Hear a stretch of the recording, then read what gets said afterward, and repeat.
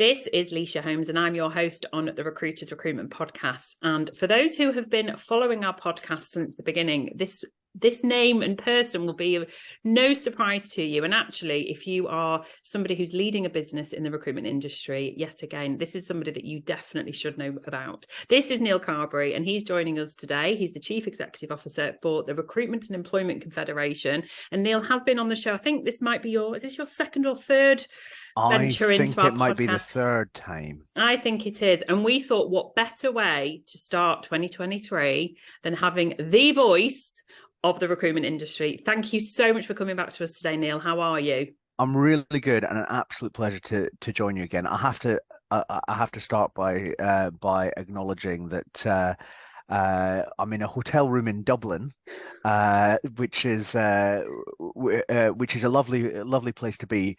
But I'm delighted that the hotel Wi-Fi is strong enough for us to be. Good. So I'm just starting to relax a bit because I was a little bit worried.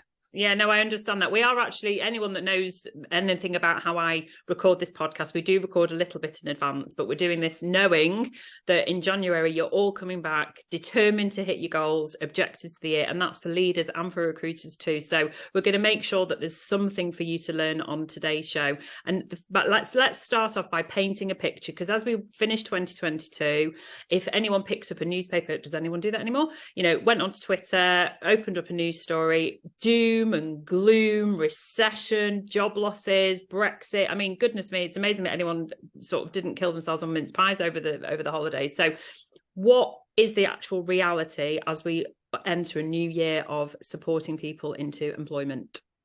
So the first thing to understand, and I used to do this when I was at the CBI, is you need to understand what a recession is. Mm-hmm. It's the economy getting a little bit smaller, with an emphasis on a little bit.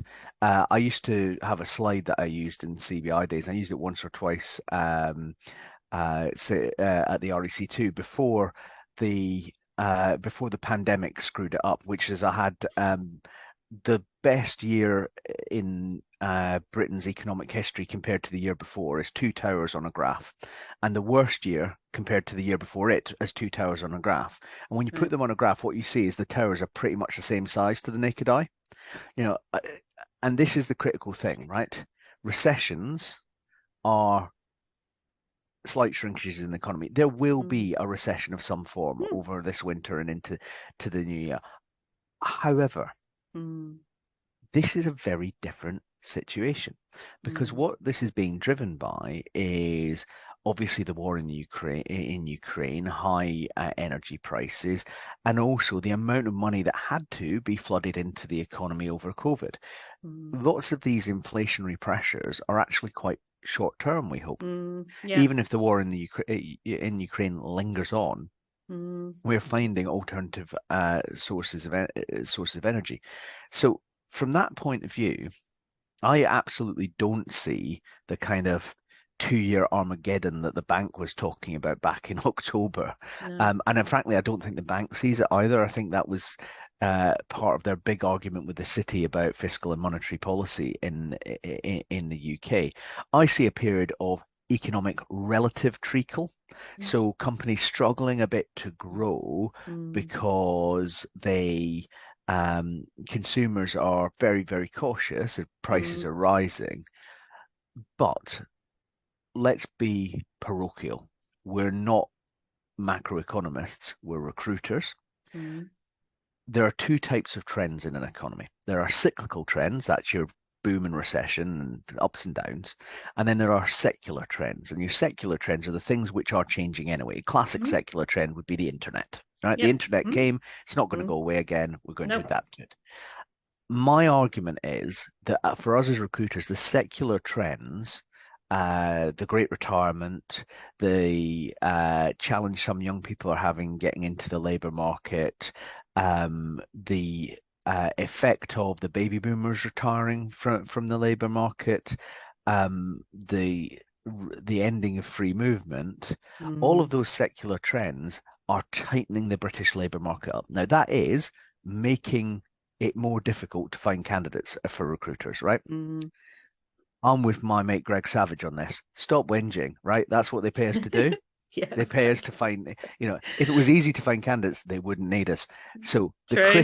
the critical thing for recruiters is, I think your clients might be struggling through 2023 in their Mm, businesses, but they mm, are still going to be grasping for resources. And for us, that's a really interesting place to be, because if we've got the right service mix, and I think the service mix goes way beyond mm. fulfillment here, it Yeah. goes into skills, help with retention, candidate care is so important in a market like this. Um, if you get the right service mix, I think you can bust out of the procurement manager's office or the HR meeting room and start having a discussion with the top of the shop. Yeah. I was in late November. I went to the CBI conference. They let me in, which means I clearly didn't do too badly. Um, and I was listening to the business leaders there. Mm, And Tony Danker said this to the DG, but it was backed up by business leader after business leader, which is the people stuff is top of their list right now, even absolutely. above energy. Now, in that world, people need expertise and they need advice. And if we look at how industries have changed, Mm, fulfillment has become a transactional good, yep. right? Our margins will be pushed down on fulfillment.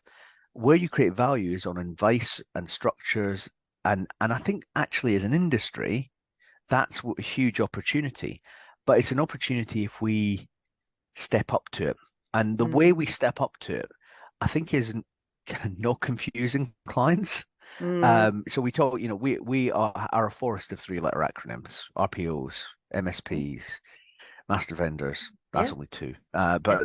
So there's a whole thing there. Actually, we need a simpler offer for clients, a simpler Mm, tech offer. Same for candidates. yeah, true.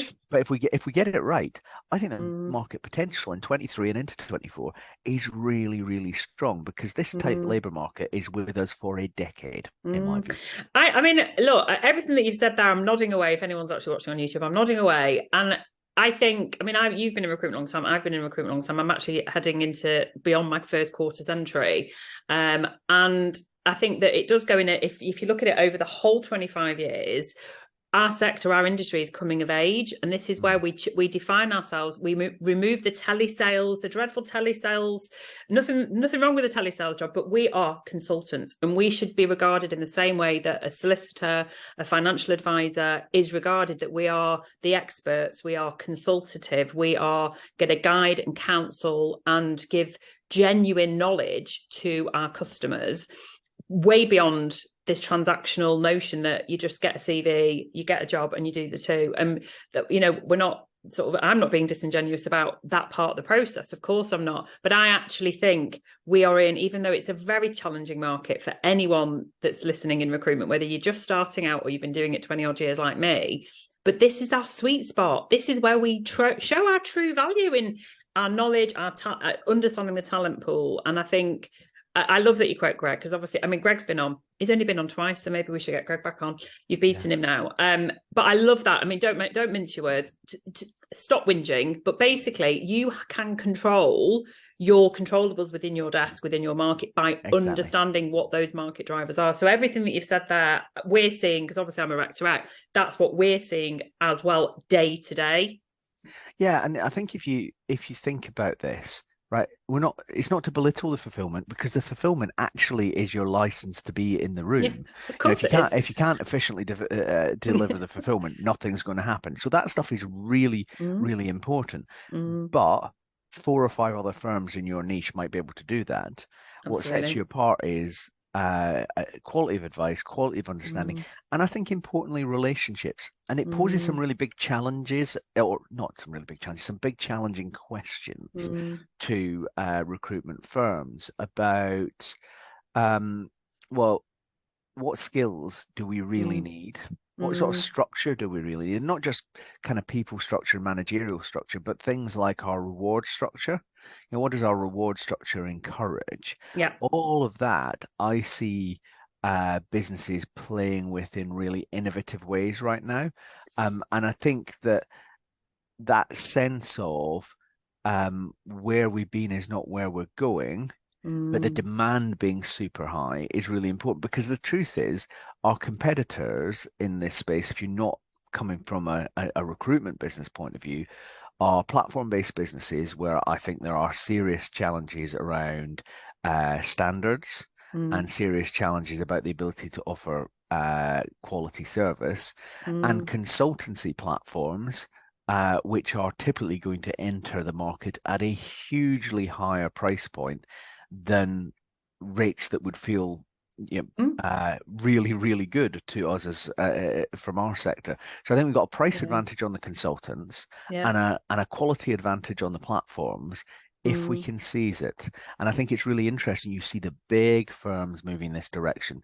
So you look at a Harvey Nash, Nash Squared, they would see themselves as a technology business now. You see Hayes bringing in people to work on a global projects business.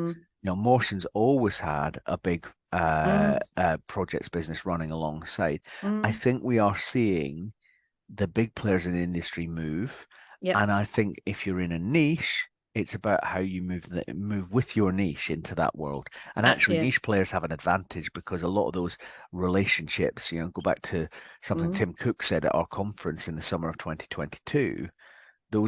If you've got those relationships, well, one, you don't stiff your mates. And secondly, it gives you that ability to have that conversation. If the market does turn south, you should be talking to your clients more, even when they're not recruiting.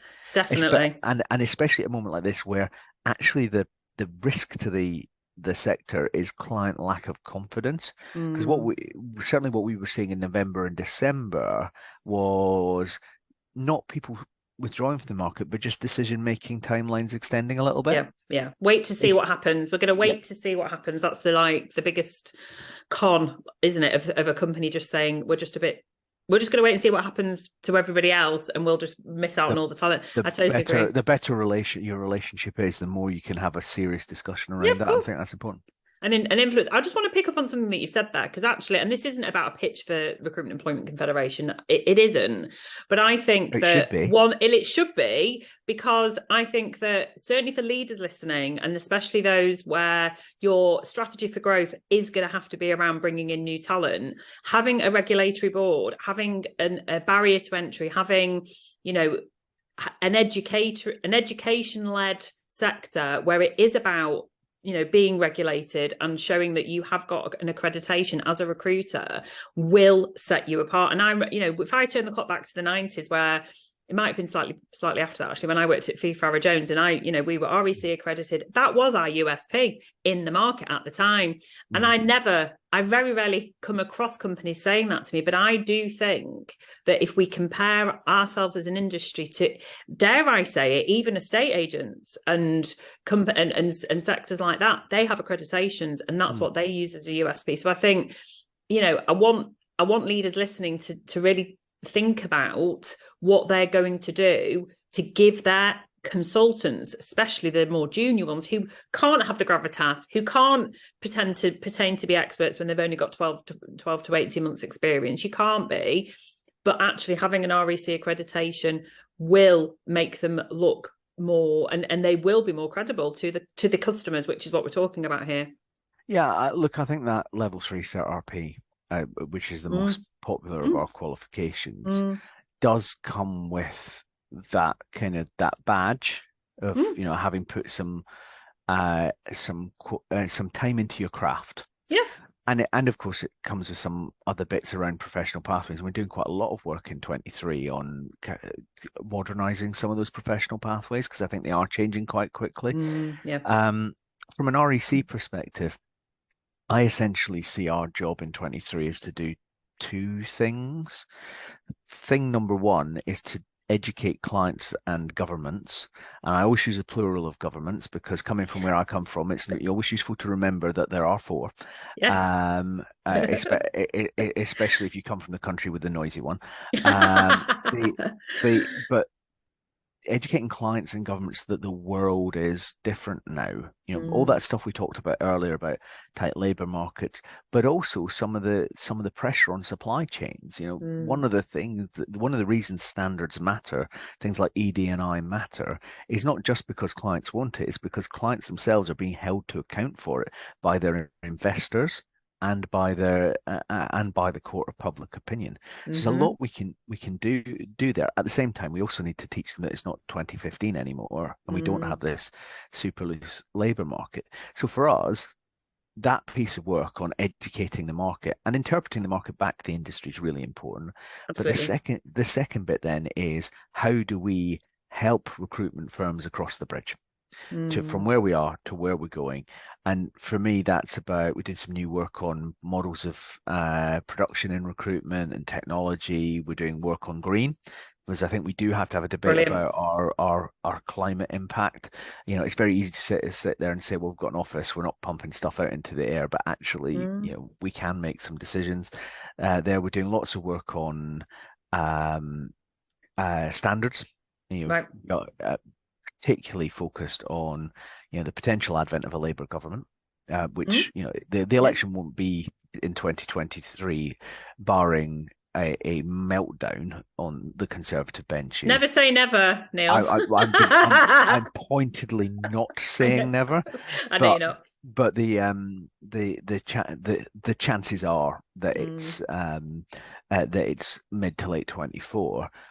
But, you know, at the time of recording, Labour is over 20 points ahead in the polls. I think it's very, you know, they are well positioned to come to power in 24, and they will have an agenda that is about standards and about safeguarding in health and education, and about how you compete. And the good thing, go back to the kind of the most, I'm probably not supposed to say this, but the most fun I've had this year, which was having a proper Barney with the government over abolishing Regulation 7, which is the rules about agency workers replacing striking workers.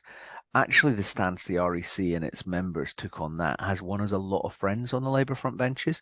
Good. So they know they need flexibility in the market. An agency supplied within good standards frameworks with those barriers to entry that you talk about, Alicia. Agency is the good bit. They're worried about platform-based businesses and other things. So there's an opportunity there as well for us as a business. I always say the REC works in a triangle, and the triangle is information to members. It's a network for members to learn from each other, and we learn more when members talk to each other. And then influence, our ability to speak to the world outside the industry, particularly clients. Most of our media work's really aimed at clients. And I think we've got a great platform to tell fantastic stories about the difference we make. You know, people's outside the industry's eyes pop out their head when I say recruitment's bigger than law in the UK. It's bigger than law, it's bigger than accountancy, it's bigger than management consultancy in terms of contribution to the economy. And that's just pure cash contribution. Never mind the fact we put 1 million agency temps onto sites every day, and over 500,000 permanent employment. Mind-blowing, isn't it? Huge sector. And so there's a little bit of, part of this is just believing in ourselves, and going back to what you were saying you used to do about competing on quality and standards, having the guts just to say, I'm not going to do that for 50 pence. Because that I can't deliver you the quality I want to deliver at that. If you want to find someone who will do it, go and do it, and we'll see you in 6 months when you come back. Absolutely. There's a bit of that confidence, you know, that shoulders back, head up, smash it. That's my theme for the year. Is it? I love it. That's brilliant. Did you learn that from Steve Guest?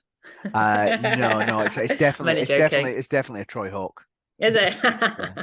No, I love that. You know, a lot of our audience listening, that it's very hard to know exactly who, and we're so grateful for every single person that downloads and takes time to listen, and particularly those that take time to message me.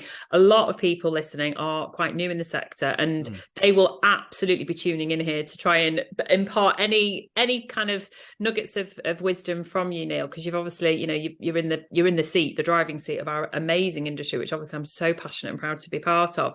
So as they're listening now, they've probably just gone through quite possibly, you know, a stressful period. Maybe there's been more pressure put on them. There's definitely we're hearing a lot of noise of people, you know, being forced to do a lot more on sales and business development. You know, I think that things are definitely pivoting and changing within our industry. And I think for those new people that are on that first sort of climb up the ladder, what would your guidance and advice be to them? And it's very hard because it's generic, but for people that definitely want to stay in our industry but are maybe finding it a bit challenging, what would your advice be for trading successfully through this year? So one one thing that I'll steal from someone, which I think is really important, and then one thing that's slightly flippant, but when you think about it, it isn't. Okay. So the thing, having said that the Smasher thing didn't come from Steve Guest, the thing that Steve Guest does say, which I absolutely agree with, is the first rule of recruitment is do what you say you will. Yeah, follow through, right? Yeah. Just the risk is that, when you're under pressure on business development, you throw a billion hooks into the water to try and catch some fish. And we all know that one well-baited hook is much more valuable than 10 unbaited hooks. So that piece around do what you say will, follow through and build your relationships. And so slightly flippantly, I think that the deepening tragedy of my weekends is that there isn't a role in rugby football that I don't fulfill. So I head coach a team, I referee at county level, and I still technically play, although the double black eye I gave myself in the summer probably. If you ask my wife, I'm retired. Right. And so the critical thing is to make sure that she's not around when I play. So there's something here, which is when I talk about a session at the RFU guidance, we have this little acronym, which is APES. Everything we do has to be active, purposeful, enjoyable, and safe. Okay. Now, if you in a recruitment context, if you interpret safe as standards, yes, enjoyable as in, if you hate it, there's probably a reason. Definitely. Purposeful, right? Yeah. That's baiting your hooks. And active, it's not going to come to you. It is a proactive industry. So I think if we think about that and then following through on what you say you will, I think ultimately it's a simple game and it's a relationships game, right? So when you're making all those calls, and you do have to hit the phone. I mean, I'm up for my 25th anniversary in 2024 of when I joined the industry. I think the thing there is you're doing a lot of calls. You need to make that activity purposeful. Yeah, you do. And think about your relationships, think about how you're managing the calls, and follow through on what you do. And the critical thing is you're not selling a tin of beans. Yeah. No. Or an advertising slot. You're selling a person or the ability to place people. Yes. Sometimes it just takes a little longer for the sale to come through. But if you maintain that activity level, it starts to come back to you. It's that piece is really important. It's a fantastic career. Yeah, it really is. I mean, I'm a year longer than you then. I like apes. So I just want to go back to what you said about integrity, because I think as I go and, obviously all I do is speak to recruitment businesses like you do. I think that what they're looking at defining their business to attract talent, obviously we hire people too.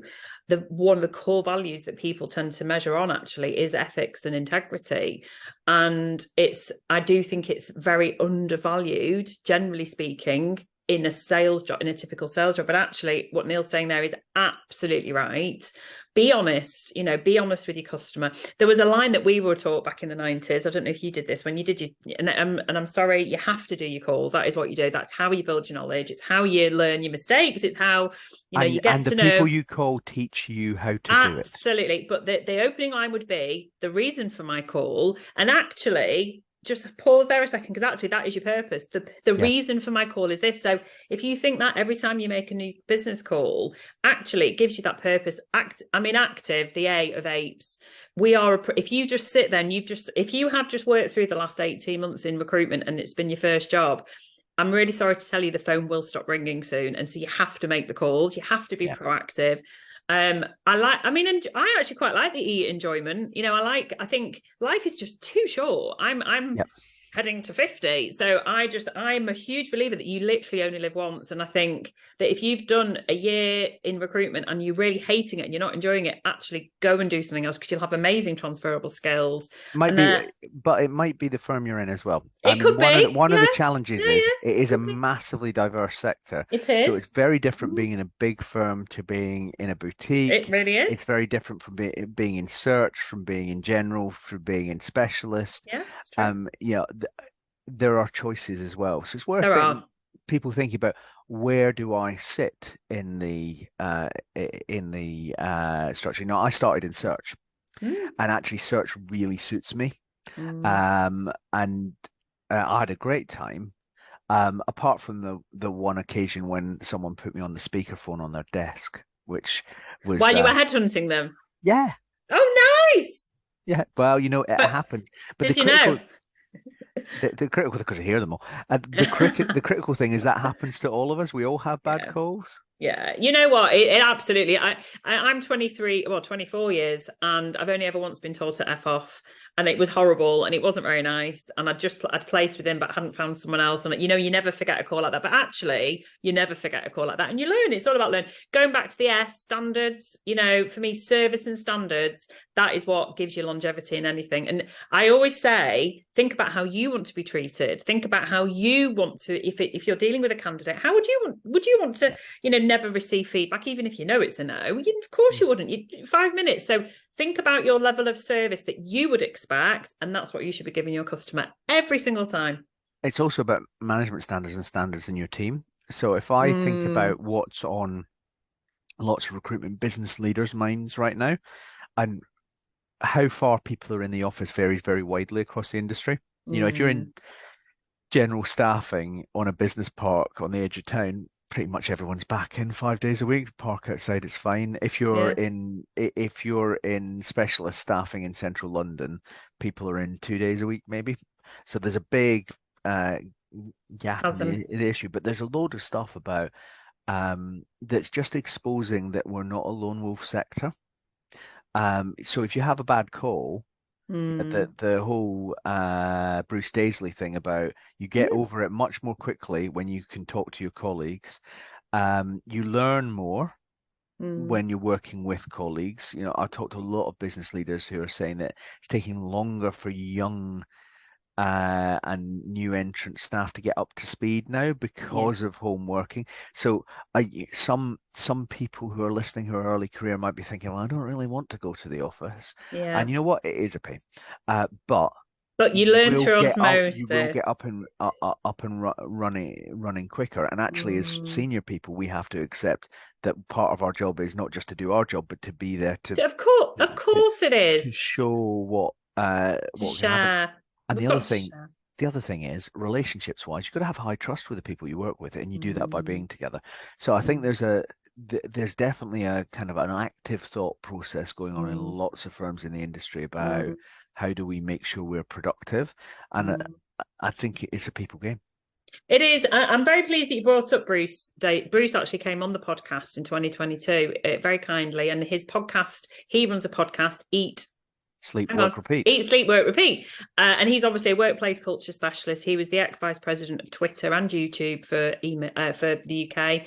And he's an exceptional human, and he has brilliant guests on as well, which obviously you're clearly a fan as well. And actually, that is corroborating all the data that, generally speaking, collaborative, the best performing, high performing cultures and the happiest cultures are those where there is hybrid element. But that means being in the office. And there are exceptions. Of course, there are exceptions where some people work brilliantly remotely. I love working remotely, for example. But actually, I do think, as a word of caution, if you've come into the industry post-COVID and you have been, allowed to work from home, but they're asking you to come back in, I do think you need to be open-minded to it, particularly if you're on the early journey of your career, because you will listen to those top billers, you will hear your leaders, you can go and ask questions immediately. So I do think the world was always going to adapt back to being together. We're not a lone wolf species. Human beings were not designed to be alone.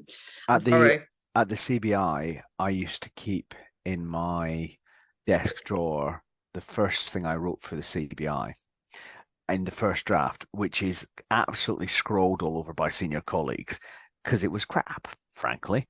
It was a good effort for a new starter, but it wasn't really massively brilliant. And the reason I used to keep it was you could then have a conversation with people that kind of development is something that happens to everybody. It's not your innate value that is being challenged, but all of that happens in an interpersonal world. And if we go back to where we talked about what the skills of the game are, right? You and I are having a great conversation now by technology, but actually we're both plugging in all the skills we've learned of dealing with people face to face. So that there is a significant amount of that learning that is really important, that we create learning organizations about standards, but learning organizations about interpersonal stuff, because it's the interpersonal stuff that drives the sales ultimately. It really is. What a brilliant, brilliant way to finish this incredible podcast. Wow, there's so much that people are going to take away. Neil, thank you so much for joining us again. It's Absolute pleasure. Always a pleasure. And I can't wait to see you in real life, hopefully later on this year, at an award ceremony, no doubt. But thank you for joining us on the Recruiters Recruitment Podcast. See you soon.